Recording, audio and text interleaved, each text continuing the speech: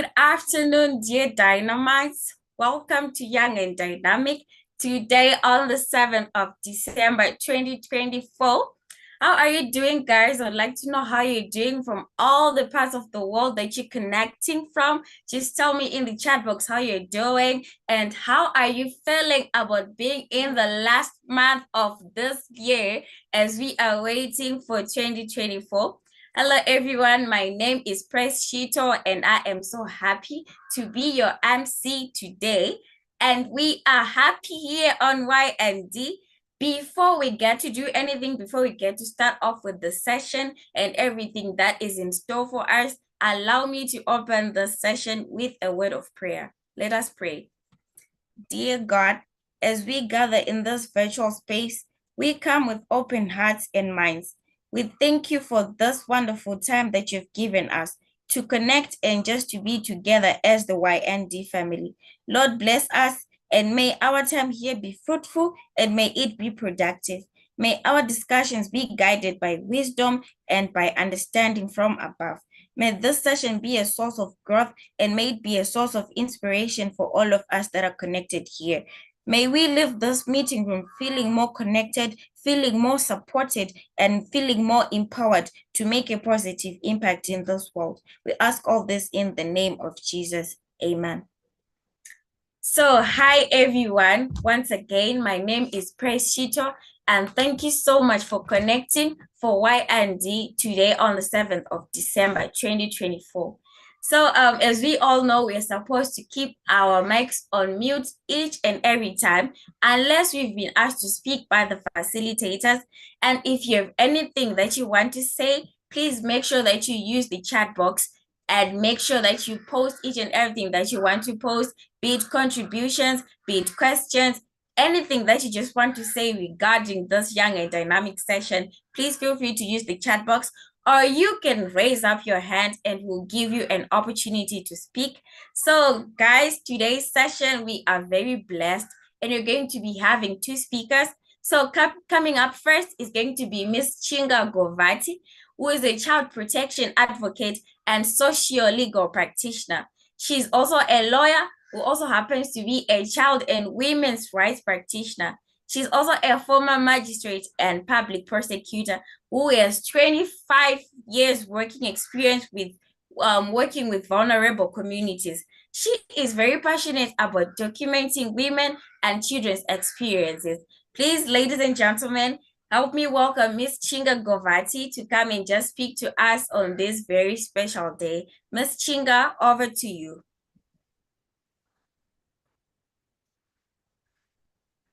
Hello, everyone. Can you hear me?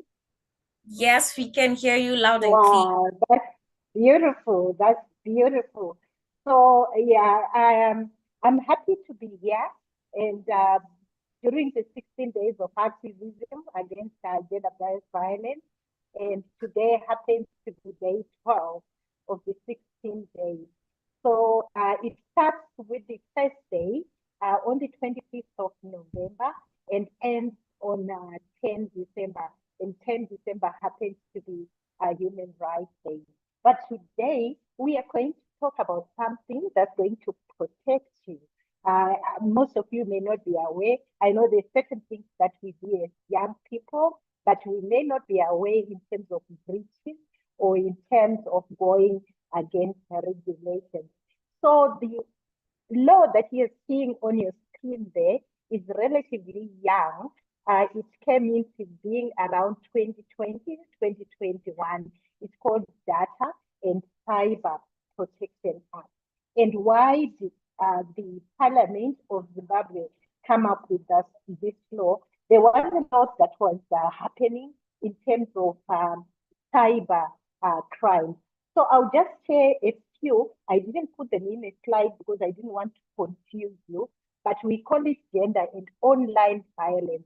It's something that we actually take for granted because we think that, gender-based violence is about raping somebody, it's about assaulting somebody, but there is also online violence, which includes a variety and diversity of malicious behavior, such as stalking, cyber stalking, harassment, sharing embarrassing or cruel content about a person, impersonation, gender-based slaves,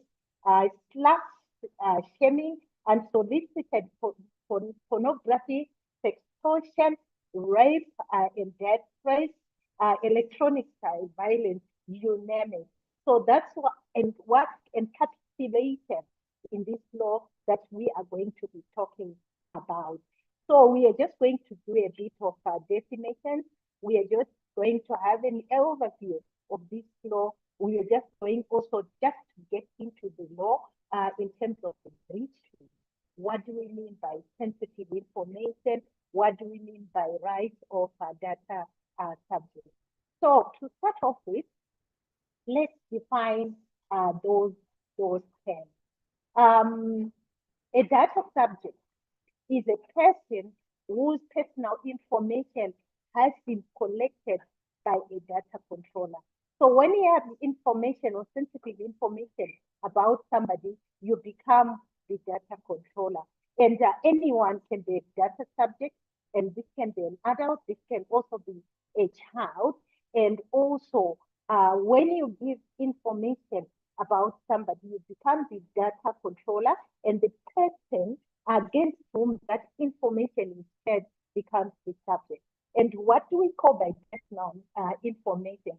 Did you know that if you share personal information just about name and somebody's name, their address, their email address, their telephone number, their race, their ethnicity, their religion or political inclinations or associations, their sexual orientation, their status, whatever it is, even their employment or criminal record, it also becomes that is termed personal information.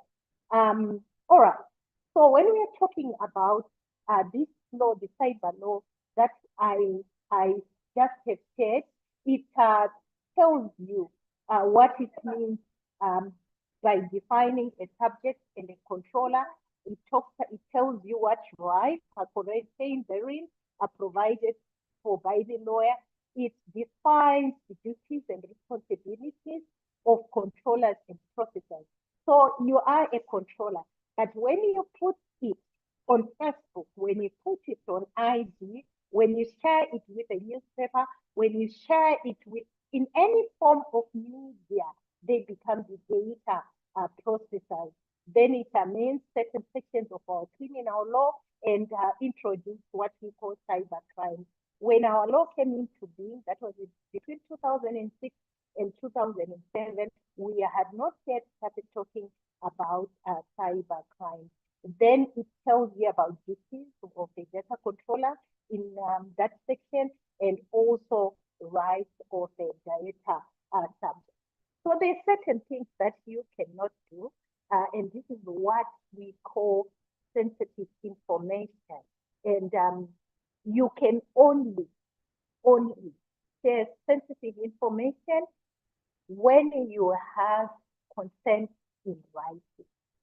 So it's not oral, it's not verbal, it's not what you call in law viva voce. It has to be in writing that they have given you the consent, the go ahead, the green light to share or to have such information processed. And the consent, this consent that we're talking about can be withdrawn at any time without any explanation and free of charge, and it has to stop. And then that information that we're talking about, where we are saying if there is consent, then you have also to think around why also there is a prohibition or regulation around the sharing of such information. But there are certain circumstances, because I've noticed that most people, when they talk about the Data and Cyber Protection Act, they then say, you know what, even if somebody is committing a crime, you cannot take a video, you cannot record them. That's a criminal offense. No. So that is what we are calling exception. So I'm seeing a hand up. Is it because I'm not audible? Trace, can you confirm? Hello, ma'am. Yes, you are audible. Okay, so maybe somebody didn't understand you. They have their hands up. We said they can write if they have any concerns, any issues, any concerns, they can write in the chat box. So there are instances where it's necessary to carry out obligations in terms of the law, then that information can be shared. So for instance, Higher Life wants to employ me and they want to know intimate information about me. They are protected by the law. They can also get that information. Also, where there is need to protect vital interests of that subject data and thinking more in terms of a child, even where they are not capable of giving their in consent. So a child ordinarily and legally cannot consent, but where you want to protect them and where they are legal, judicial, or agreed representative, where they've asked for this information, it should be shared. And also where the information is during the course of carrying out legitimate activities by a foundation. So for instance, Higher Life Foundation can actually share your information with other parties where it's in your best interest, but also ways for purposes of doing the work that they are doing with you. I hope that's clear. Where it's also in terms of complying with national security laws, where also there are also issues to do with legal claims. So you can't run away and say, don't share my information when there is a legal claim against you, or where that information has already been made public, so it's already in the public arena, so you can't complain, and also where it's necessary for scientific research. So that's when it can be shared. But let me also, those are what we call exceptions, but let me just briefly also go into the rights of that data subject. And fast running out of time, but before I do that, the offenses that are related to that, I think when I started, I gave you examples of what we call cyber offenses. But in terms of that law, it's that there's cyberbullying, there's harassment, there's also child sexual abuse material. It's something that it's now becoming trendy, where people just share this material online or exposing children to pornography. So what are the rights of you as a data subject? You have to be informed, you have to consent, you can withdraw your consent, you have right to access the information before it's made public. You also have right to delete. So you can then demand that delete that information, remove it. Let there not be any posting about this information. You can correct or amend the information.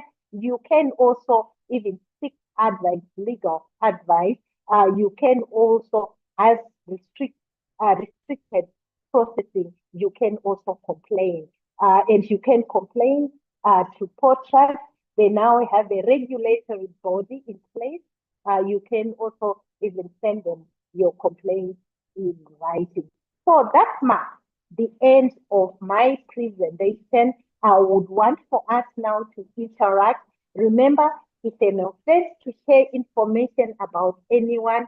It's not an excuse that you are in a relationship and that you can, they are your boyfriend, they are your girlfriend. They can have you reported.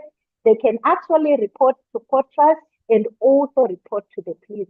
And once they report to the police, it becomes a criminal offense. So we say no to cyber offenses, no to online violence. It is gender-based violence. Thank you. Thank you so much, ma'am, for a very short and precise presentation that you just gave us.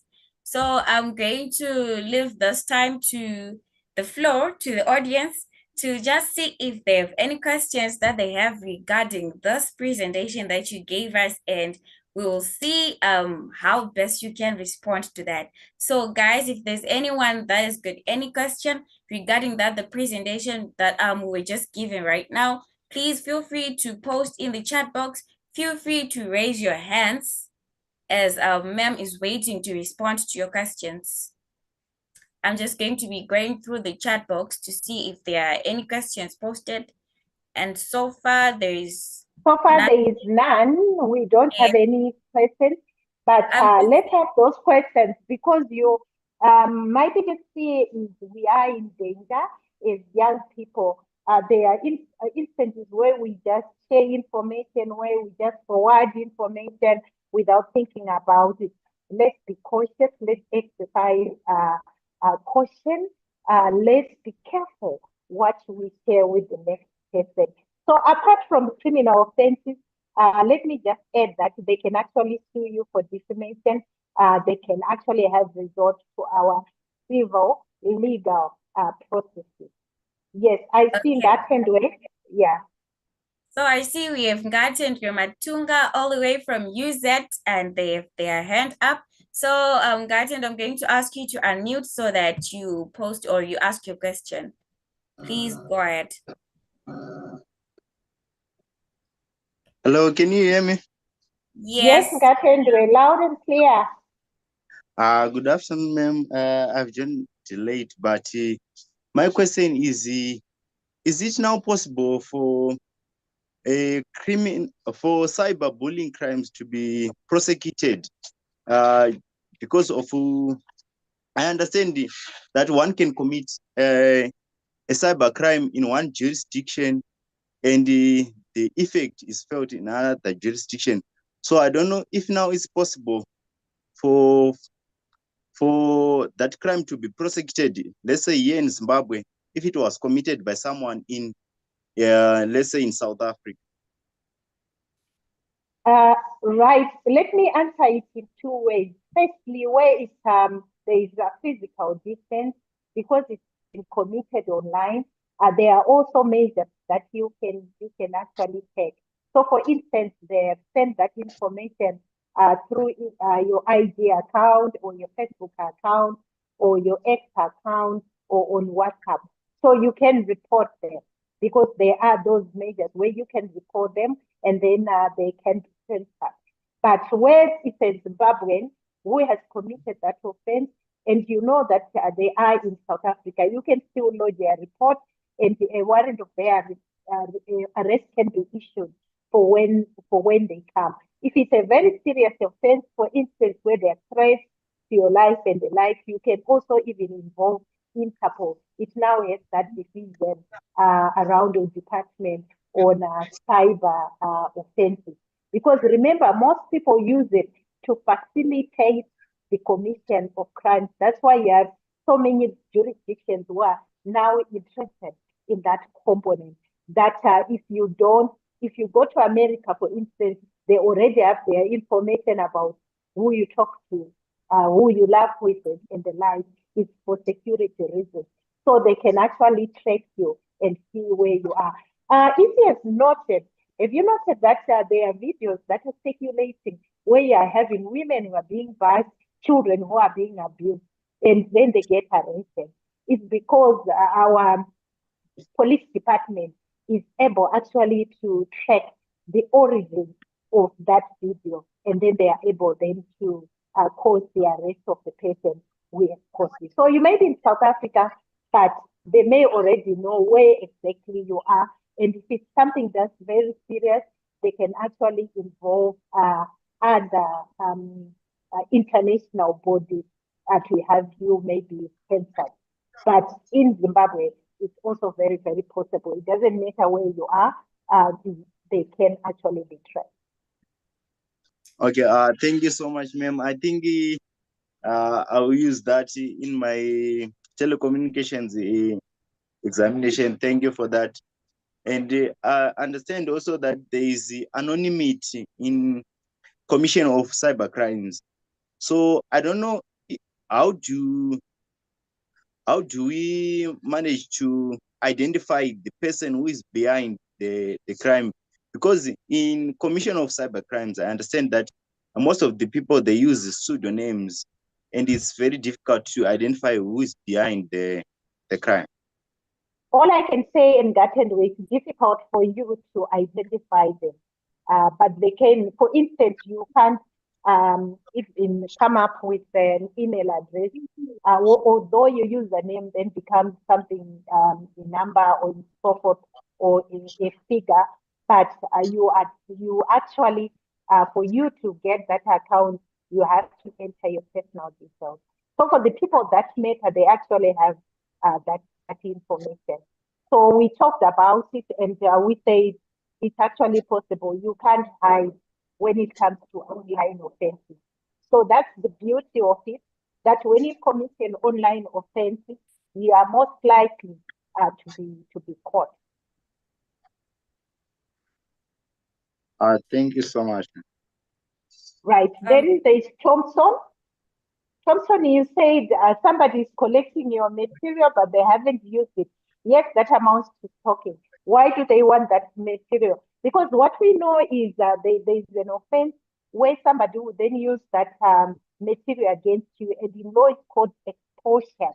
It's a criminal offense. So you can only extort somebody that you are intimately aware of their personal information or the information that you would want to use later on for nefarious reasons. So yes, it amounts to stalking, and you can have them stopped. If you don't want to report them to the police, like I said, you can report to Potras. Potras are online. They have their email address on their website handle. They have their physical address and their phone numbers. You can report them to Potras. But you can also just have an indictment against them where they can be made to stop that kind of behavior, or where you can stop the use of that information against you. But they are potentially dangerous. That's all I can say. Thank you very much, ma'am, for responding to those questions. And I'm trying to see if there's still any question, but I'm seeing there is no question posted and there is no hand raised up. So guys, I'm giving you the last few seconds before I invite our second speaker onto the platform to just post your question in the chat box if you have any. And if there's anyone who wants to raise their hand, please just raise your hand. And I see Gatendwe is asking for your contact details, ma'am. Gatendwe, who do you want to sue?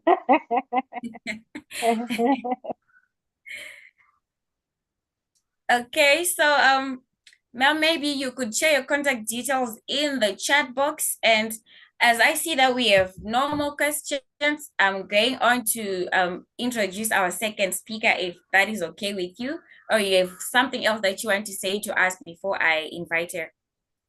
No, I'm happy. I think I've shared all I can. We have a lot of information. I'll just aid you. You are students in university. Look for the Cyber and Data Protection Act, Chapter 1207. Look also for the latest statutory instruments information. It's SI 155 of 2024 or 2023. I'm not sure, but look for those.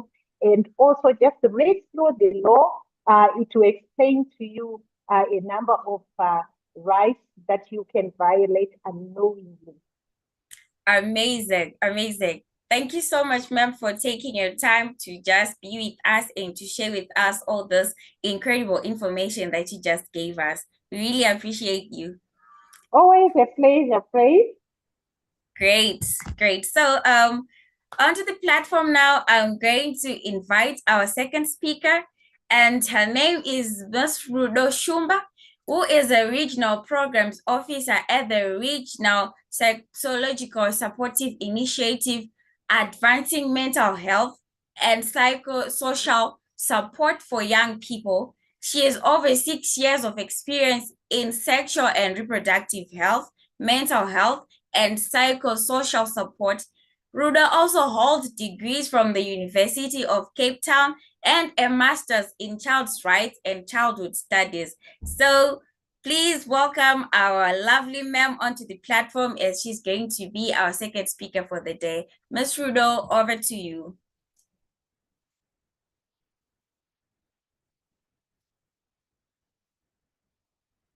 Thank you so much, Praise, and thank you, Chinga, for the lovely presentation.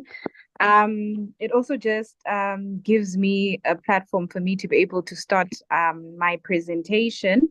So, as mentioned by Praise, I'm Ludo, a psychologist by profession.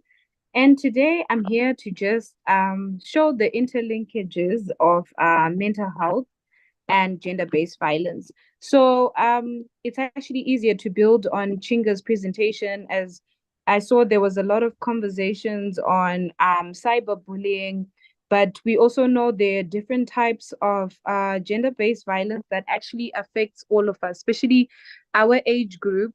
We've seen an increased rate of suicide.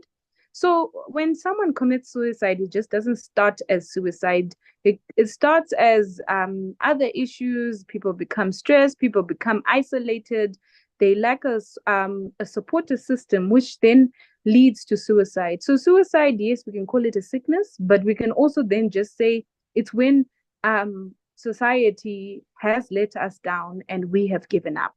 So you'll find with mental health issues, all the types of GBV really affect, but the one I'd like to really focus on today would probably be more of emotional abuse, because emotional abuse is usually something that is not so visible. And at times you can question yourself to say, but hey, since this person did not hurt me physically, I might not have been abused. But emotional can come in different forms. If it's between a parent and child, it could be simple things like comparison. I'm sure when we're growing up, there's so many times where our caregiver or our parent would compare us to other children consistently. If you come number two, you're in big trouble because they expect you to be number one. No one is celebrating you for the things that you achieve. Emotional abuse can come also in ways whereby a parent is consistently, saying harsh words. They can be verbal. Harsh words, we know the different harsh words. I'm sure a lot of us have a bit of childhood trauma from the way we were raised, because of the way they were raised as well. So it's more of like a generational parenting trait where a parent is authoritative. The Inshana would say musoja. And any forms of punishment were always negative punishment. There was never positive reinforcement. So that too was or is still emotional abuse. So you'll find that in terms of statistics affecting young people in Zimbabwe, you find that there's a higher rate of suicide when it comes to extreme mental health issues like suicide. It's more prevalent in men, because we can obviously, we just passed November, the month of men's health, where men are being they're being encouraged to speak more, find someone to talk to about issues, because they are the main perpetrators of GBV. Because again, it goes back to patriarchy of how men were raised to not speak, to not cry. So they don't have positive ways of expressing themselves. So hence why suicide is more prevalent amongst men.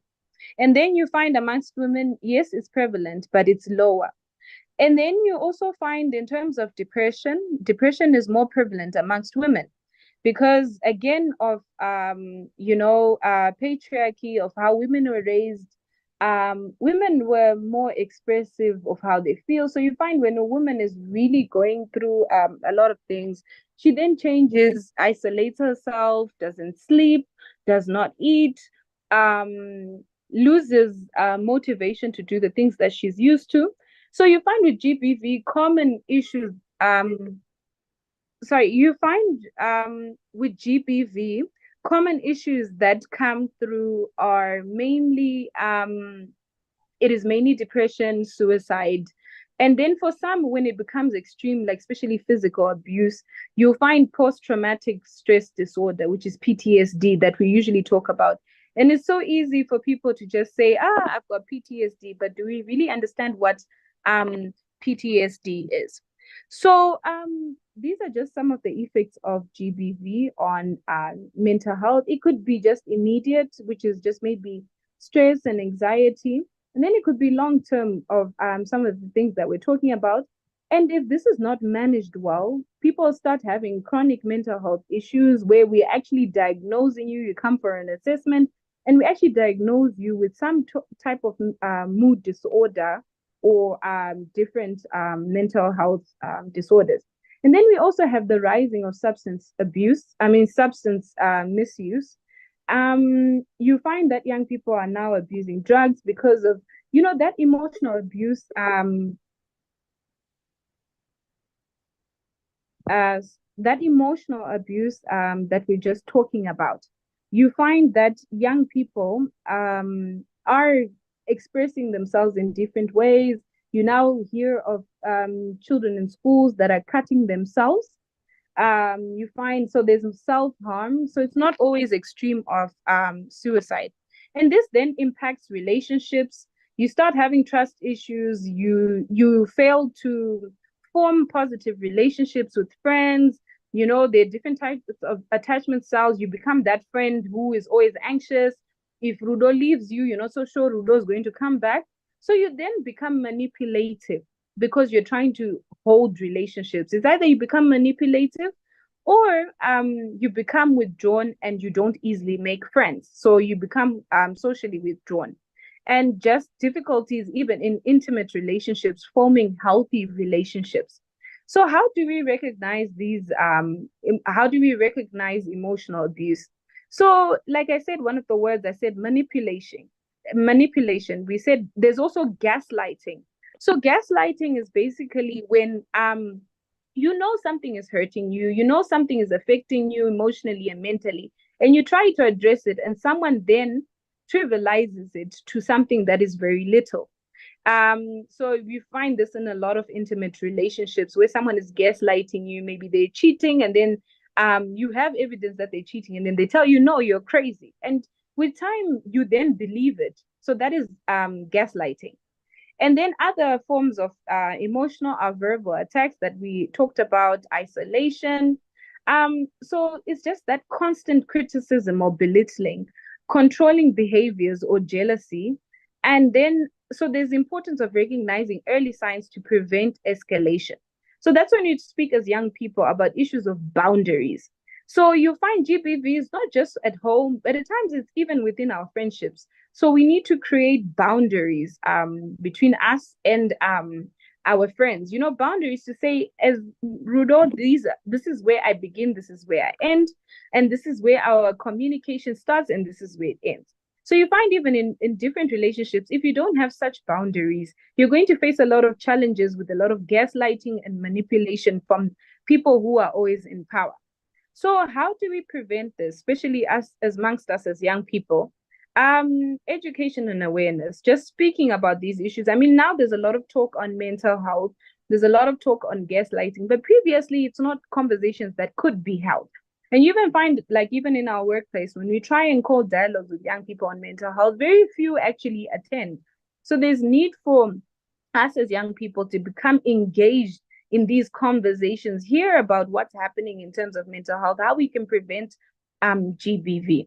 There's also a need for us to communicate with our parents, with our caregivers, and to create support systems. So even if at home, let's say your parents are going through a divorce, there are other support systems we can use. We know we have Childline, which has a free helpline, which you can call and you can speak. But usually this one is accessible to those that are below 18 years old. We have Musasa that addresses issues of GBV. But basically, you need to know as a young person to be equipped with referral channels of when you are facing GBV, or when you just need to speak to someone. We have Friendship Bench, whereby you can just speak to someone online. So there's now digitalized mental health services. And above all, we just need to be mindful and aware of our surroundings. So that comes, even ourselves, we can be perpetrators. So even as women, you might think you're not a perpetrator, but women are becoming perpetrators as well. So you need to do self-reflection, understanding personal boundaries and emotional triggers. Active listening as friends. If someone is communicating with you that you're doing something that is really hurting them, it's important to listen and to also, again, self-reflect. And open communication And even if you go on our website as Repsi, we have resources that you can use for young people in terms of how you can communicate with your parents and your caregivers. Perhaps maybe you have childhood trauma you'd like to address. There are tools that you can use on our website. So just to conclude, with GBV and mental health, even there are certain Bible verses we can use that even speak on positive mental well-being. I know we are all conscious about Philippians 4, verse 6-7, the one that speaks about do not be anxious about anything, but in every situation by prayer and petition with thanksgiving, present your requests to God, and the peace of God, which transcends all understanding, will guard your hearts and your minds in Christ Jesus. So this is just a biblical way of what we're speaking about. And the Bible is always speaking about guard your hearts, because everything flows from that. So those are the same things. Boundaries, have boundaries, guard your heart, because that is the one thing that we use more than our mind, unfortunately. So if we consciously do not protect our heart, we're going to affect our mind, and that is going to lead to more serious issues like drug and substance abuse. So just to leave you guys with one more Bible verse that you can reflect on Ecclesiastes 4, verse 9-10, which says, two are better than one, because they have a good return for their labor. If either of them falls down, one can help the other up. But pity anyone who falls and has no one to help them. So this is just saying, guys, let's be our sisters or brothers' keeper. And let's create a safe space where young people can speak to each other and see how cyberbullying can actually affect us all. It might be a simple comment that you put on Twitter, but you don't understand why young people can be so cruel. Someone is posting something and then other people are already speaking about, oh my God, look at her teeth, or she's very short. But it's all those things that we just need to be mindful and self-reflect. Ask yourself, what I'm about to say, is it important? Is it going to benefit someone? If you find that your comment is not going to benefit anyone, at times it's always best to keep silent so that we promote positive mental well-being. Thank you so much, Praise. That will be the end of my presentation. Thank you very much, ma'am, for taking your time to just be with us and to share with us that lovely presentation. I loved the last part where you just said, if you know that your comment is not going to help in any way, it's better to just remain silent. I really loved that part, ma'am. Thank you so much. And I'm sure we've all heard that, guys. Don't comment if you don't have anything positive to say. So I'm also going to leave this time to the audience. If there's anyone who's got a question, this is your time to post your questions in the chat box. This is your time to raise your hand so that we give you the opportunity to ask your questions. So I'm just going to be going through the chat box to see if there are any questions there.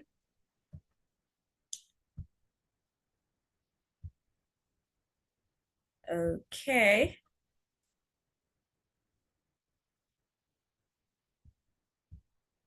All right, so I'm just seeing that there were key takeaways from Thompson. Thank you so much for posting those. We can see them where he's talking about forms of emotional abuse, comparison, harsh words, jealousy, cyberbullying, and he said that some effects of GBV, there is stress and anxiety, PTSD. These are the things that ma'am you were just telling us about, and how to prevent setting boundaries, self-awareness, support systems, open communication. Well, thank you so much, Thompson, for showing us that you were really paying attention. We appreciate that. So I'm seeing that there are no questions here. I'm still trying to see if there are any questions. Okay, so I see this one from Thompson. He's saying you gave us the name of a website to help us to communicate. If I did get that clearly, which website?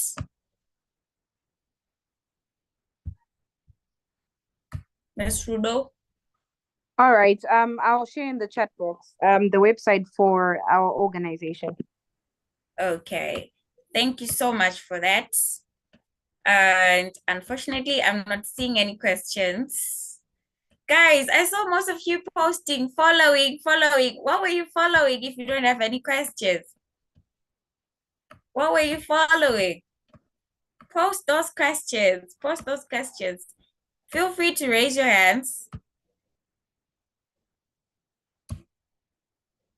Okay, so I'm just gonna give those last few seconds to just give an opportunity if there's anyone who's still typing their question. But at the moment, I don't see any. Okay. So to those of you who did not hear the Bible verse that Mem just read for us, it was Ecclesiastes 4, verse 9 to 10. If you did not understand it, please feel free to go and read it again after this session. Please, please, please don't forget to read that Bible verse. Okay, so I think we've come to the end of our session. As I see, we don't have any questions here. So Ms. Frudo, thank you so much once again for taking your time to just be here with us and to share with us this wonderful information that you just gave us for free. I know that anyone who was not here today, they really missed a lot. They missed a lot. So we really appreciate you, ma'am. Thank you so much once again, and have a great week ahead. So I'm going to go ahead and just remind you guys to connect for the Global Intercessors platform. It is open 24/7. Feel free to connect and pray for the country, pray for your family, pray for the nation at large. And that's it for this week, guys. Thank you so much for coming through for Young and Dynamic with your MC Prestito, and I hope to see you again in the coming session. Young and Dynamic continues next week, same place, same time. Tell a friend to tell a friend. Bye.